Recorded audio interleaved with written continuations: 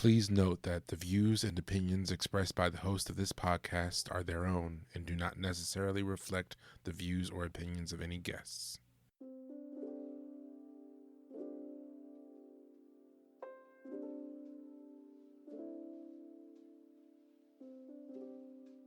There were times I can remember from my early childhood where I saw my parents get taken advantage of because of their lack of understanding of the English language, or because of their lack of understanding of American customs and etiquette, or whatever it is, right? And a lot of boundaries that I saw them go through, or my family in general go through. I saw my brother couldn't go to college, right, because we couldn't afford it, because he couldn't qualify for federal student aid, right? I experienced that, right? You're growing up and seeing my friends getting jobs and being like, oh, I want to get a job too, and realizing, oh, I can't, right? And seeing the obstacles my parents faced. And I just remember so bad wishing they had someone there to help them advocate, to help them overcome these obstacles, to help them fix these problems so that they could live a normal freaking life like our neighbors. And I wanted to be that for people. And that's what really drove me to pursue this profession.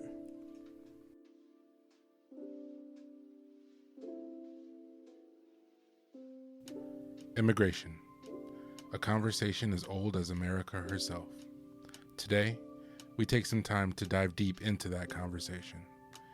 Immigration attorney Eduardo Herrera joins the show to discuss the recent ICE raids in LA and the protests they sparked nationwide.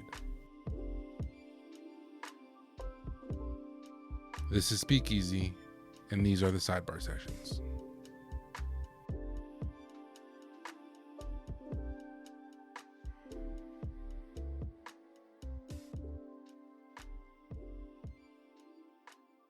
All right, welcome to the first of hopefully many sidebar conversations we're going to be having on the podcast. We have a very special guest with us today, so I'll let you introduce yourself, Eddie, if you want to tell the people who you are and what it is you do, and that'll sort of give a lead into this conversation.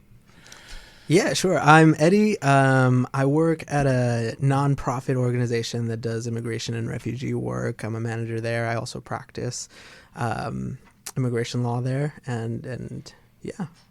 Awesome. Well, thank you so much for donating some of your time to us here on the podcast today. Obviously in the studio with also my two co-hosts, Matt and Luis. Yo, what's up? You have a special relationship with this guy over here, right, Luis? Yeah, Luis is my brother. Yeah, we grew up together in the same household. Yeah, absolutely. So yeah, we'll get into this conversation. As you guys can see from the title, this is not a surprise, or it's not like a hidden or secret meaning behind this conversation. This is going to be about the recent immigration, I don't even know what to label it, explosion that happened in the U.S. here over the last few weeks. There has been some crazy stuff that's been going on, specifically in LA, and then it's sort of eked into other parts of the country. But I wanted to start at the top here and just go into a little bit about these sort of ICE raids. So ICE, I forget what the acronym stands for, something Immigration and Customs Enforcement. There we go. All right. So there's always been sort of raids happening, but during his campaign for president, Donald Trump announced that there would be deportations, mass deportations, that we've never, like this country has never seen before. Mm-hmm. He's going to take this very seriously, get rid of all of these, quote, illegal immigrants. And so far, the number of undocumented workers undocumented immigrants that have been deported has been a little bit lower than what we've seen in recent years. So for context, if the current pace continues, there will be about 500,000 undocumented immigrants deported this year, which is much lower than the 700,000 plus that were deported in 2024 during the Biden administration. So there's a lot of different reasons why that number is much lower. Some research that I did showed that there was much more at the southern border. There were much more aggressive steps moving forward to stop immigrants from coming into the country. But basically, Donald Trump isn't going to be able to deliver on this promise. So there have been conversations, some public, some private, about increasing the number of deportations that happen, and that has been sort of portrayed as a quota, I guess. So the Trump administration has thrown out some crazy numbers. They talked about 10 million plus deportations over the course of the year, which would be insane. But anyway, so yeah, that sort of brought on this idea of quotas. And like I said, there's been some public on Fox News. There's been some people talking about like a set number, 3,000 a day they've thrown out there publicly. So with that, when you put a quota on something, I think that's where things get a little sticky. Because the through line from the Trump administration has been, we're only going to deport the sort of heinous criminals, the people who are violent criminals and who, no one would object to them being deported. If you put a quota on that, though, in my opinion, at least, what happens when you don't have enough heinous criminals to deport, you start to deport people who maybe don't deserve to be deported. That also leads into this thing that they call collateral arrests, which are basically if we're going after someone who we know is a violent criminal, we arrest them. And if they happen to have family members near them who aren't violent criminals, they also end up getting arrested and deported just by proximity, basically. So that's a big thing that's been happening with the administration. There's also been talks now that, criminal, quote unquote, can mean just being in the country illegally, because that is a criminal act. Working without the proper paperwork is a criminal act. So that sort of reasoning of heinous and violent criminals has been sort of diluted down to just anybody who is here illegally because by the book they are a criminal. So yeah, that's basically what is the cause of these raids that have been amped up since the Trump administration has started. So just a little bit of background there. Eddie, I wanted to throw it to you because as someone who works in this very closely, like what changes have you seen to the immigration process since the current administration started? Yeah, I mean the changes have been many and almost weekly. I remember during the first Trump administration, like Fridays were a big thing because every time Friday 5 p.m. a huge new immigration policy thing would drop, and we'd all be scrambling that afternoon and over the weekend and Monday morning to like pick back up and figure out what was going to change, what was going to happen. Yeah.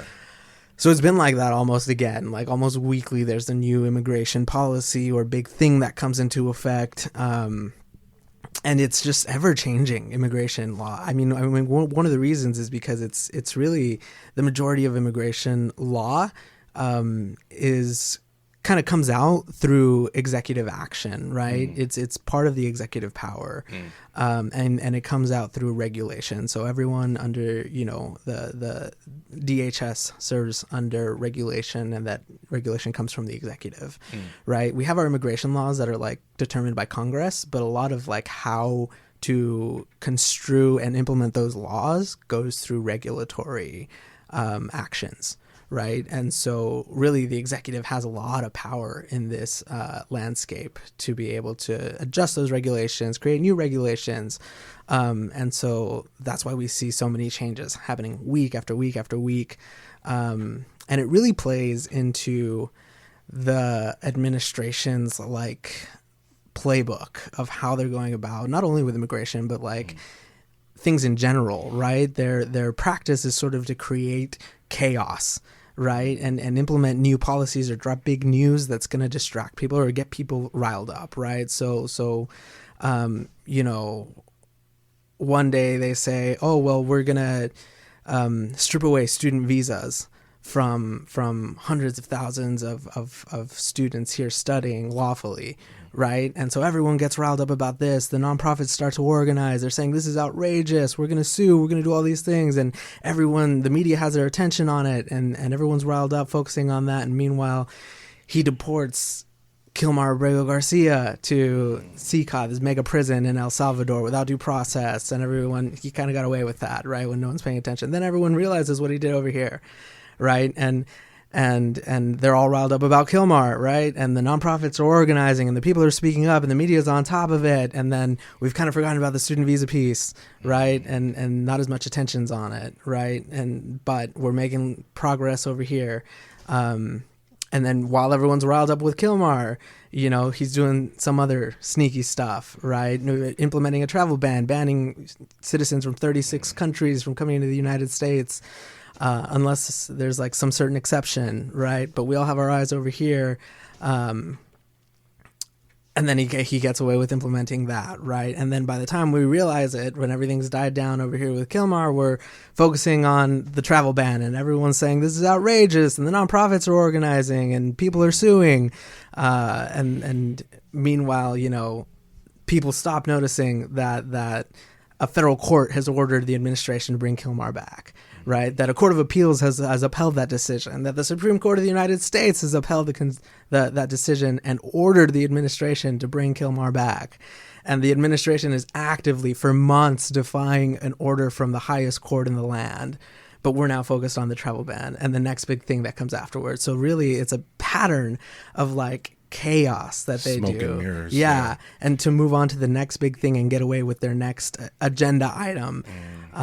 Meanwhile, kind of everything keeps on going in the background. We make some steps, right? Kilmar made it back to the United States just a couple weeks ago, but for the reason that they're extraditing him for criminal processing over here, right? So it's like, man, that is, yeah. It's wild to hear it put in those terms, but it's that's exactly how it's portrayed in the media and how it feels, and it's just crazy. What is that? So in your day to day, I guess, what does that look like for you trying to help people? Like, what does that do for you as someone who works with these people directly? Yeah, it's a lot of difficult conversations kind of about the state of things and where they're at and the power of the federal government and the power they have to change things. Right now, things are super unpredictable. I mean, and they'd gotten to a really nice state, and it happens every time there's a new administration, right? Where someone with new policy, new views comes in, they express those views through regulation, and then something's changed, right? There were a lot of changes during the Biden administration as well, right? But maybe not so hostile and dramatic changes, right? Yeah. And there was still generally some predictability with the immigration laws and procedures in general. And I think recently the conversations have gotten tougher in the sense of one-on-one with clients saying like, hey, this is how it is now, right? And this is how it used to be. This kind of protection or defense from deportation that you used to qualify for, or theoretically you should qualify for, could change in a couple weeks, right? And it's a lot of learning, attending, continuing legal education classes to stay on top, following the new changes in laws, speculating as to how they're going to be interpreted, what changes are coming up, and following all the lawsuits that have been filed to either try to keep the old policies or current policies in place or to interpret, some part of the law. That's another thing with this administration that we're seeing is that they're pushing the boundaries of the immigration laws and the Constitution to levels we've never seen before, right? So suddenly they say, we're targeting criminals, right? Violent criminals. And okay, so what's a violent criminal? Like you were saying, right? At some point that becomes just criminal. At some point they start saying anyone who's in the country unlawfully is a criminal because they broke the criminal law. What we've been seeing actually too is that they're not only going for people without lawful status, but they're creating people without lawful status by ripping that lawful status away from them and then going after them, right? So like the student visa holders, they're taking away their student visas. All of a sudden they're undocumented in the United States and they're deporting them for it. Same thing with like something we call temporary protected status that they gave to people from Venezuela, Haiti, Nicaragua, different, not Nicaragua, countries like that have, civil unrest or violent political conditions going on and seeking refuge here. They granted them what's called temporary protected status under Biden and initially under Trump, at the beginning of the year. They renewed that, but now they're taking that away, leaving hundreds of thousands of people without that lawful status that the government gave them, right? And then now they're undocumented and they're going to deport them. Yeah, it's just, underhanded tactics against people who are literally here just trying to make a better life for themselves. And I heard Governor Gavin Newsom of California talking about this idea of self deportation, where they say, hey, if you're a violent criminal, and you're here illegally, just leave. And that way there won't be any of these quote unquote collateral arrests, because, we won't have to, if you're on our list and we go to your house and there's other immigrants there, you're putting them at risk because, you're here and you're on our list. So, they might be in danger when they don't need to be. If you just leave, we won't have to worry about those quote unquote collateral arrests. So, and apparently communities have just been against that idea, just off of the basis of humanity. I guess it's like, hey, we're not gonna just and again, the whole violent criminal, like you were just saying, what dictates violent criminals, what dictates someone who's just a criminal, when maybe someone who isn't a violent criminal will end up on that list anyway because they're eligible for deportation because they're here illegally, which is according to this administration now, that's enough of a reason to deport them. So what's your opinion on that idea of self-deportation? Is that something you would... No, yeah, that's a total sham. Yeah. Like it's false, and we're seeing that in the immigration courtrooms too now, right? There's these big flyers, and on the tables where the the defendants, they're called the respondents in immigration court, but so everyone understands kind of where they sit down, right? They're on the tables, they're taped there, they're in the lobby, and these posters that say like, oh, self-deport, and you will not have negative immigration consequences moving forward. We'll even pay for your travel. Do it the right way, and we won't prosecute you, right? And come forward, and we'll make sure it's safe and fast, and it's bull. Yeah. I mean, you can't promise anyone there's going to be no immigration consequences, because that's that sort of aspect of the immigration law is written in like the congressional statutes, right? That the executive can't change, right? If you've been in the country unlawfully for certain periods of time and then you leave and then you try to re-enter again, you're banned. That's a 10-year ban. You cannot do it. Except for like very, very strict minor exceptions. So like, and then the promise that everything's going to be safe and dandy and they're just going to deport you fast and easy and pay for your travel and all that. Maybe they'll pay for the flight out, but I mean, as soon as you're put in like a detention center or a processing center for those places are awful, inhumane conditions. I've had clients who have gone through the criminal justice system and served lengthy criminal sentences in like, criminal prisons, who then come out and are picked up by ICE like on their release date and transferred into immigration custody, right? And they say that the immigration detention centers are far worse than places we're putting convicted criminals. Yeah. There's so many, and I kind of, because we could go forever on this conversation if we get into sort of anecdotes, but you hear so many stories about these crazy things about immigration and how, they would rather, these convicted criminals, take these, jobs that apparently the illegal immigrants are taking rather than having people who are just here, whose only crime may be that they came here without following the official process. So speaking of the official process, I wondered if you could just talk to, because a lot of people, the pushback we get from people who are, pro Trump, the Trump administration, is that, why not just come over legally? Like what's so hard about, doing it the quote unquote right way? So can you speak a little bit to what the immigration process looks like in general and why it may not be as easy as people think it is? Yeah, I think the first thing to understand is that the quote unquote right way is already kind of being done by a lot of people, right? It depends on the area of immigration law, because I mean, in general, there's no way to just say, hey, I want to be a U.S. citizen and move to the United States and apply. Right. The law doesn't just let you do that because you want to. In a lot of cases, there has to be some sort of basis for you to immigrate to the United States and start the immigration process. In a lot of cases, that's your family, right? Your U.S. citizen spouse or your U.S. citizen child or parent or whatever it is, right? In a lot of cases, it's to seek refuge, right? Because you've been tortured in your home country or persecuted, and you need to flee and find safety somewhere, right? That's a basis for immigrating.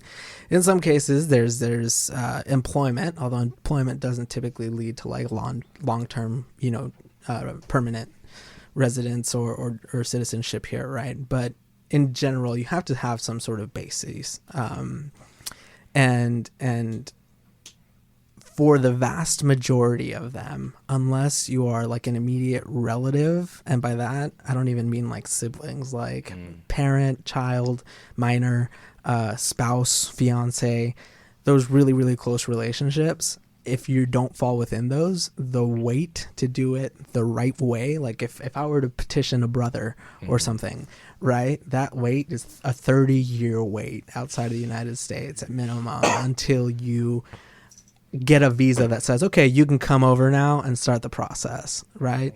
For some people, they get to do that from the inside, right? Maybe they get some sort of deferred action or some action from the government that says, hey, while you wait here, we're not going to actively try to remove you. In the past, but now we are seeing that, right? As long as they have like that visa pending, right? Or they might get their immigration proceedings continued over and over again to wait out that visa. But in the vast majority of cases, people are having to wait those out, outside of the country, right? And then the other aspect sort of is like with the refugees, right?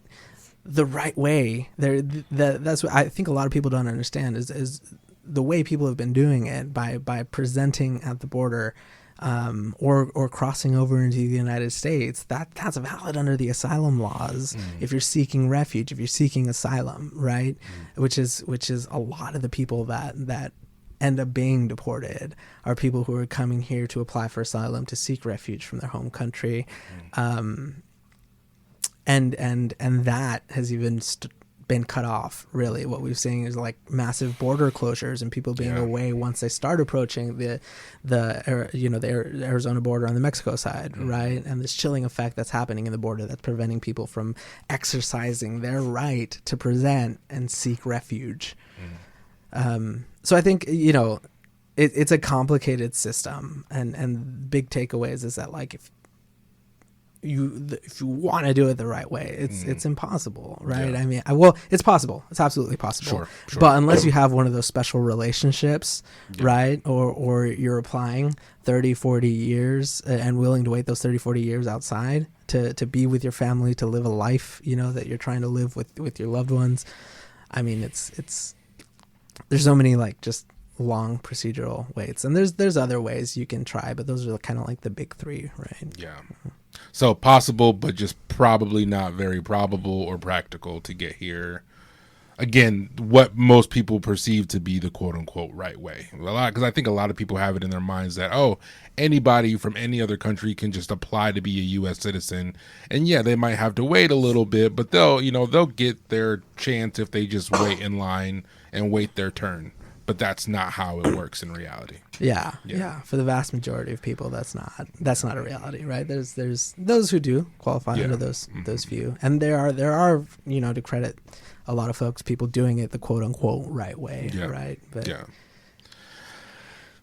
all right, let's move it along a little bit. I want to get to these protests that happened earlier this month. So just a little background here. So on Friday, June 6th, LA ICE agents, they rolled into a store apparently where they had a list of people who were selected to be deported.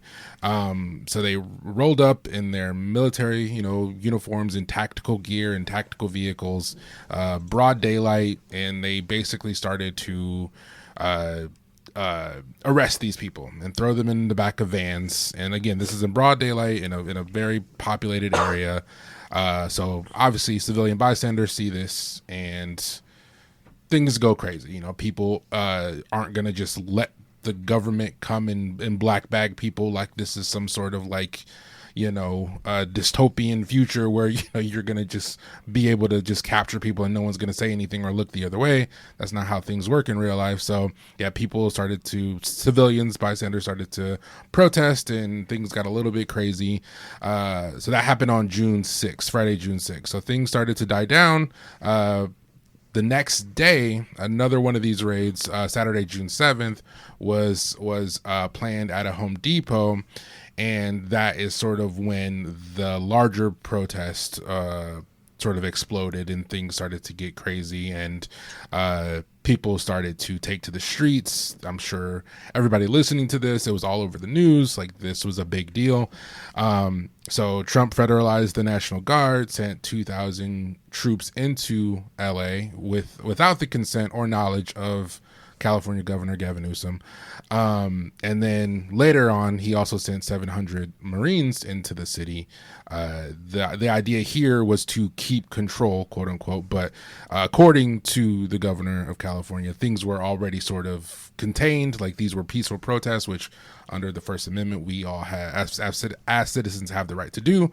But it was this crazy scene. Things were going wild, and it sort of sparked this long sort of string of protests that are still going on currently. Maybe not as big as they were a couple of weeks ago, but things are still people are still not taking this lying down.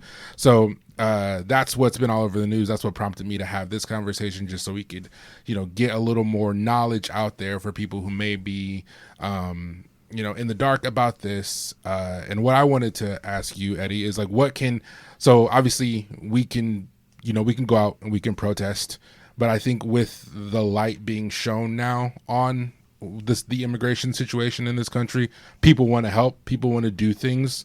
So what would you say, what can we do, I guess, other than protest, to help people stay in this country or get in this country as citizens of this country? What can we do? Yeah, I think one of the biggest things is if you're looking to help your community, right? One of the biggest things is educate yourself, inform yourself, and then help others educate themselves and inform themselves as well, right? One of my favorite things that I've seen so far online in the midst of all this chaos is a recording of ICE trying to break into someone's apartment and trying to deport them, right? And this person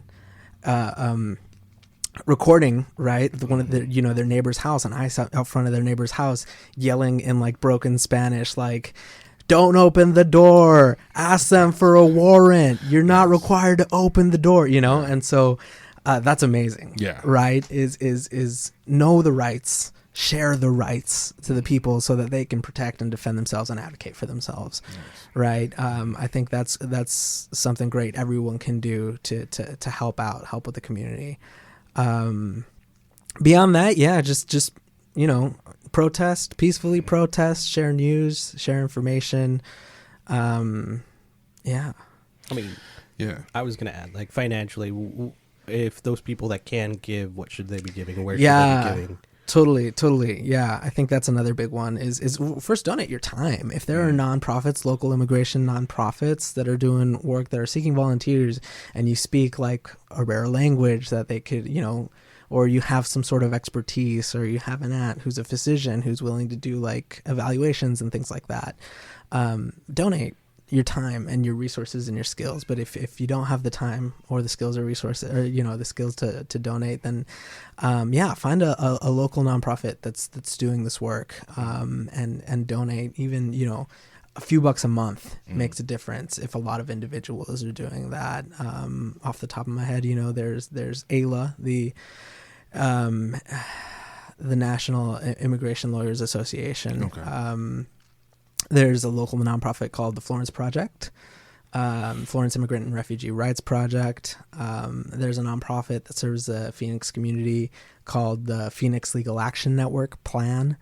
And then there's a lot of national organizations too that you can donate, or even in California, if we have any listeners in California or other states, there's a flurry. Just look up immigration nonprofit associations, and a lot of them are doing the really hard work for the community in terms of like filing lawsuits to kind of tame the chaos Awesome. Yeah. We'll, for anybody listening, we'll drop the link to those organizations that you mentioned in the show notes. So we'll make it easy for you guys. That's a great follow up.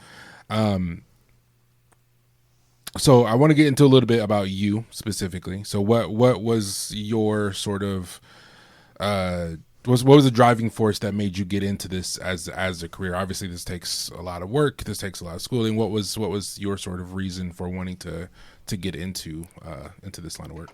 Yeah. So, for those of you avid listeners, I think my brothers kind of shared a little bit of our story before, but yeah, my parents immigrated to this country when we were really young, right? And they originally did it the right way. They came on visas, right? But circumstances in our home country made it so that it wasn't really viable or sustainable to go back, right? And so we ended up overstaying and building a life here, and kind of growing up in a really hostile state and community in terms of like how they view the immigrants. There were times I can remember from my early childhood where I saw my parents get taken advantage of because of their lack of understanding of the English language, or because of their lack of understanding of American customs and etiquette, or whatever it is, right? And a lot of boundaries that I saw them go through, or my family in general go through. I saw my brother couldn't go to college, right? Because we couldn't afford it, because he couldn't qualify for federal student aid, right? I experienced that, right? You're growing up and seeing my friends getting jobs and being like, oh, I want to get a job too, and realizing, oh, I can't, right? And seeing the obstacles my parents faced. And I just remember so bad wishing they had someone there to help them advocate, to help them overcome these obstacles, to help them fix these problems so that they could live a normal freaking life like our neighbors. And I wanted to be that for people. And that's what really drove me to pursue this profession.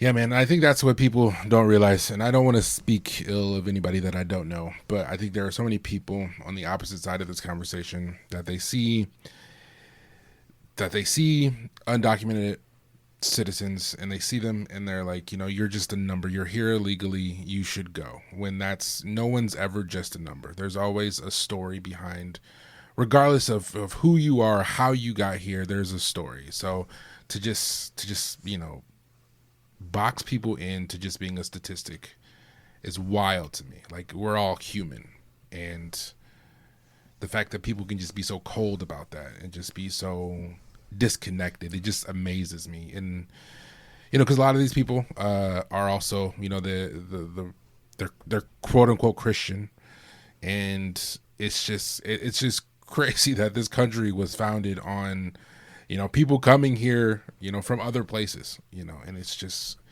I don't know. It upsets me. Like, honestly, since this stuff has been sort of at the forefront of the media, it's been all that I've really been able to think about.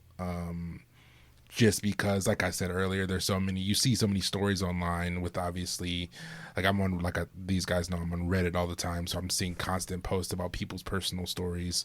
I'm sure, like, TikTok, I'm not on TikTok, but I'm sure their TikTok is flooded with people's stories, and it's just, I don't know how you can watch these stories or read these stories and just be so cold. It's just, it blows my mind. And that's a strategy. That's the strategy, just communication strategy and tactic to dehumanize these people, so that more people can feel okay getting on board with mass deportations.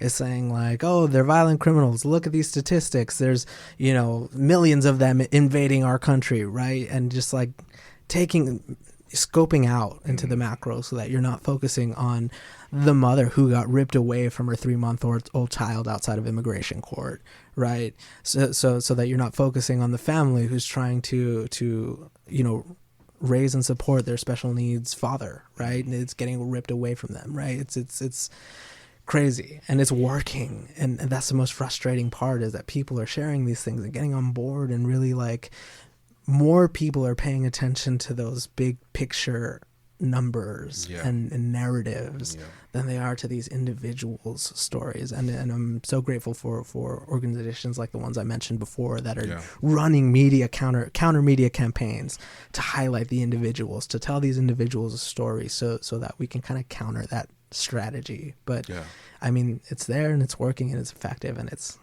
sad.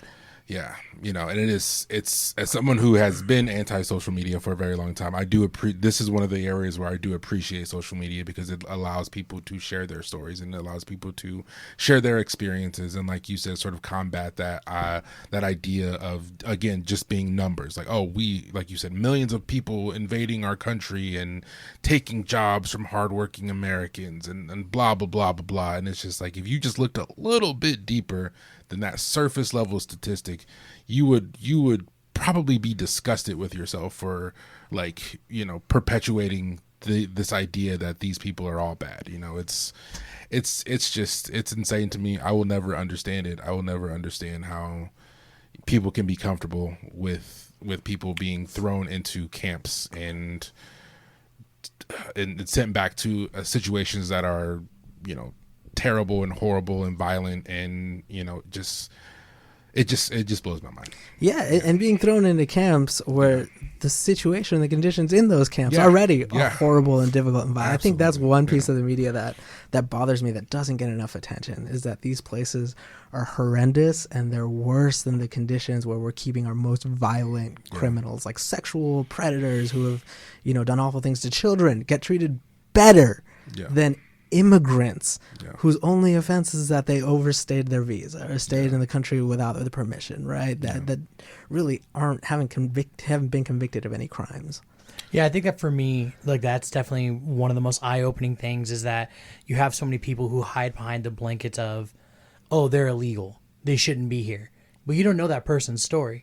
Yeah, I don't want someone here who's murdered somebody. That's that part upsets me, but when you're doing this to families and you're completely devastating people like this, that's where it's like, you can't sit there and hide behind the veil of Christianity, because that's not what the Bible even says.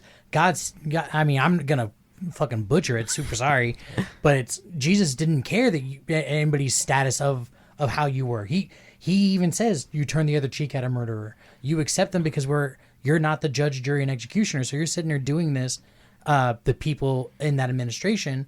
And it really is saddening, because it's like, I'm Catholic, and when I hear you guys say this is the Christian way, I don't know what part of the Bible I missed, but it wasn't there. And seeing this, like, hearing these stories, it's like, oh, you can sit there and say, well, they're illegal. Well, do you know what that person has gone through? Do you know what they've done every day to wake up, to fend for their families? Oh, they're taking the jobs. My Uncle Felipe, for 25 years, worked a strawberry picking field, and he woke day in, day out to support his mom, my great grandma, my abuelita. And it's like, to sit there and say that someone could look at him and say, you don't deserve to be here. Well, I'm a little bit more visceral in my feelings to it, because it gets me really pissed, because it's like, nobody was there doing that with him. You're going to sit there and say he doesn't deserve it when he did everything that you're saying that they don't do. They're lazy and they don't work. No, he did.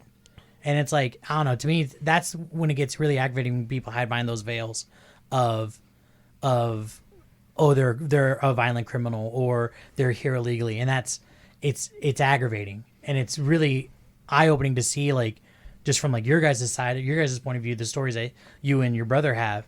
It really just, to me, is like, the Christian way is to accept each other as we are. It's, I don't know. It's like that. Aggravating. Yeah, the bottom line is, like, as soon as you hear that they're here illegally, it's like, okay, I don't want to hear anything else. Like, that's it. Yeah, like, exactly. Yeah, and what's crazy is that what we're seeing now is the people who are here illegally, right? Even they deserve a day in court, right? Due process. Due process is a basic, like, constitutional right for anyone in the United States, not just the citizens, right? And what we're seeing now is an attack on due process, right? And so these people are saying, like, oh, they're illegal, we should get them out, right? But even if you believe that, right, you should agree under the Constitution that everyone deserves a day in court. Because if someone takes away that person's due process rights, they could just as easily take away mine or yours. No, Eddie, what are you talking about? The U.S. Constitution is only for U.S. No, it literally says all men are created equal. There's no addendum that says BT dubs, though. It's for only American citizens. So, again, it's another extremely aggravating thing where, yeah, people are spitting in the face of due process, which is everything that we base upon ourselves so that we never fell back into what we were fighting against. So it's I hate it. I absolutely it pisses me off when people sit there and they do that. Yeah. They spit in the face of due process for no reason, just because it fits their agenda. And the immigration process accounts for people to be able, even in deportation proceedings, to be able to plead defenses to deportation, right? So even if they're picked up, the problem is that right now they're being picked up and just shipped off without a day in court. Yeah. And that's horrendous, right? But had they been getting that day in court, you could apply to do things, quote unquote, the right way. There's defenses to deportation that you can apply for. If you've been in this country for a really long time and you have like a qualifying relative that really needs your support, right?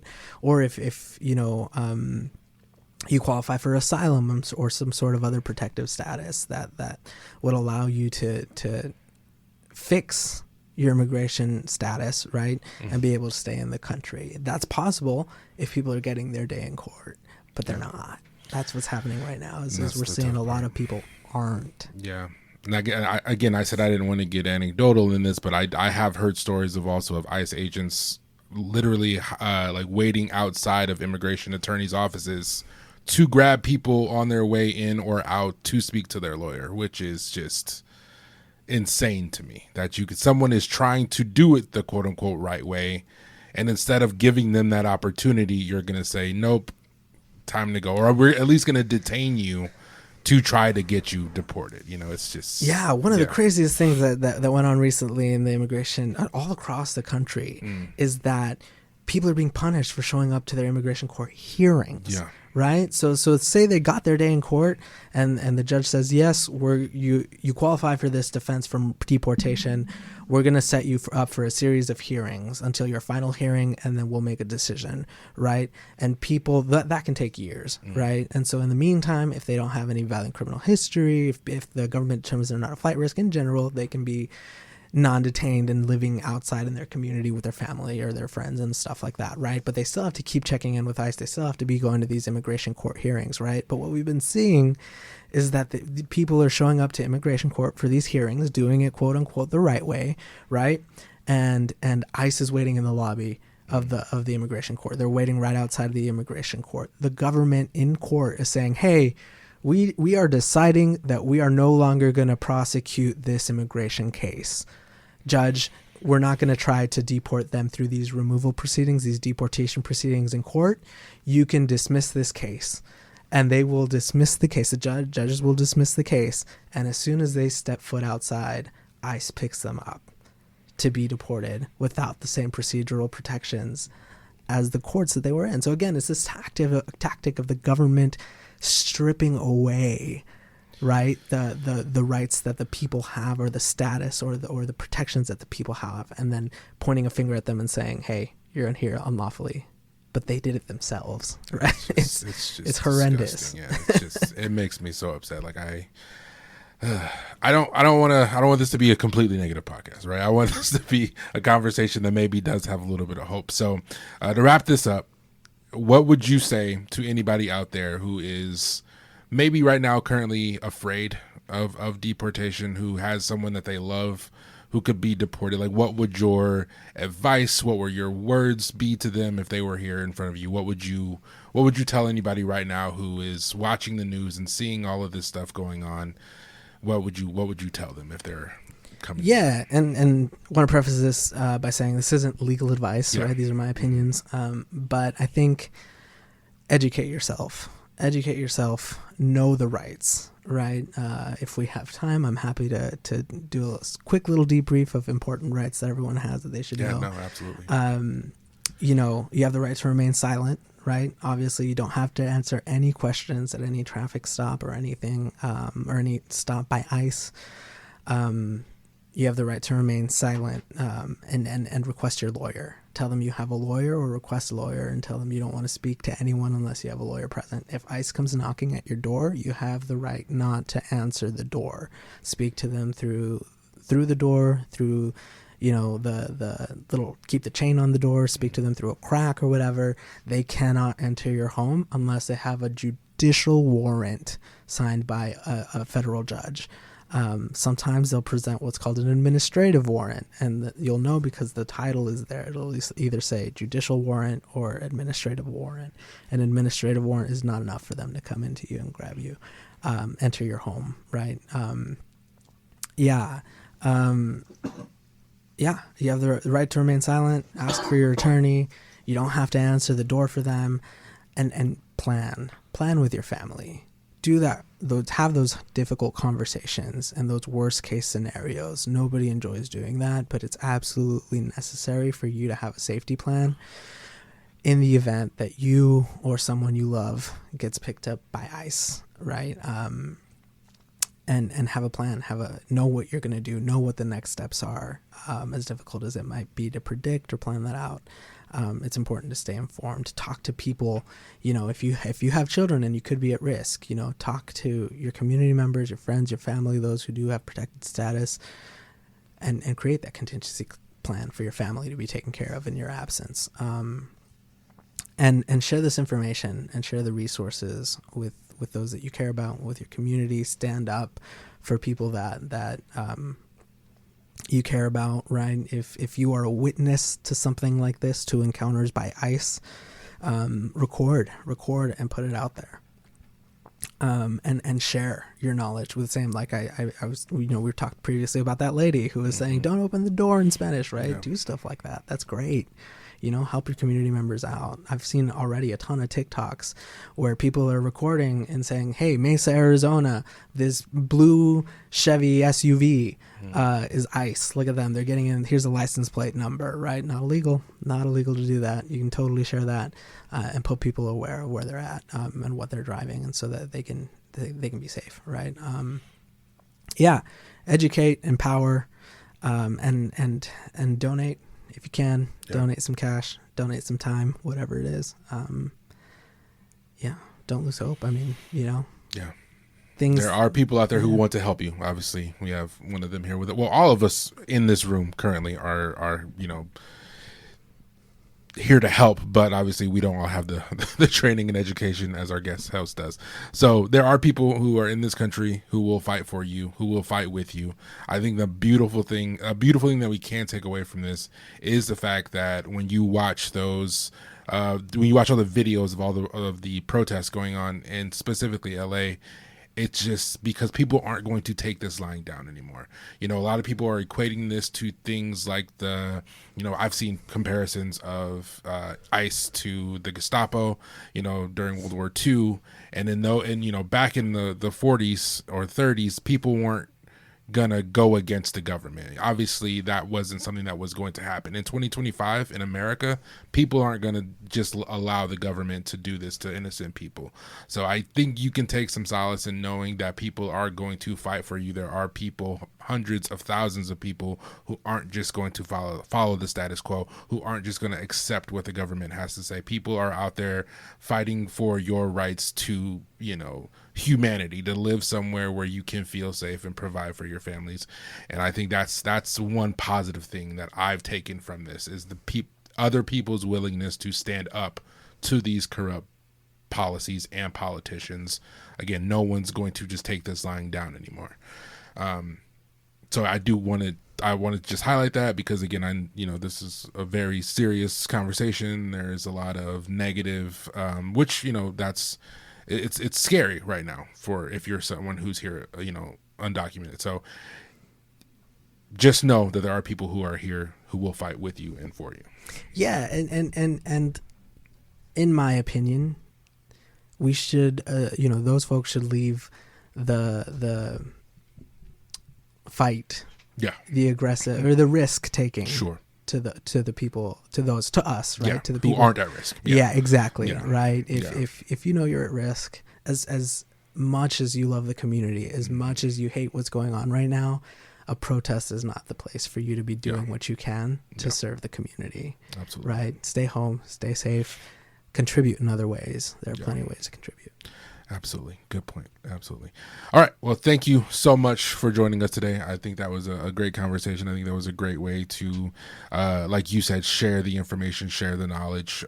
If you're a listener out there and you know someone who has been worried about these things, please share this episode. You know, just helping get this information out could help someone. So, thank you again, Eddie, for donating your time to us today here on the podcast. We really appreciate it. Like I said earlier, links to some of the organizations that he mentioned will be in the show notes. So if you guys want just a quick place to access those and to see what you can do, jump down there and check those out. But thank you again, and we're gonna close this one out. So until next time, my name's Adonis. I'm Matt. I'm Luis. And I'm Eddie. Thanks, man. Thank you.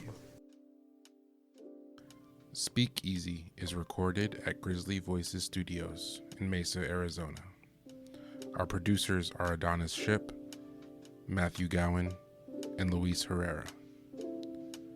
Our theme music is Falling by Mislo. Our editor and sound engineer is Adonis Ship.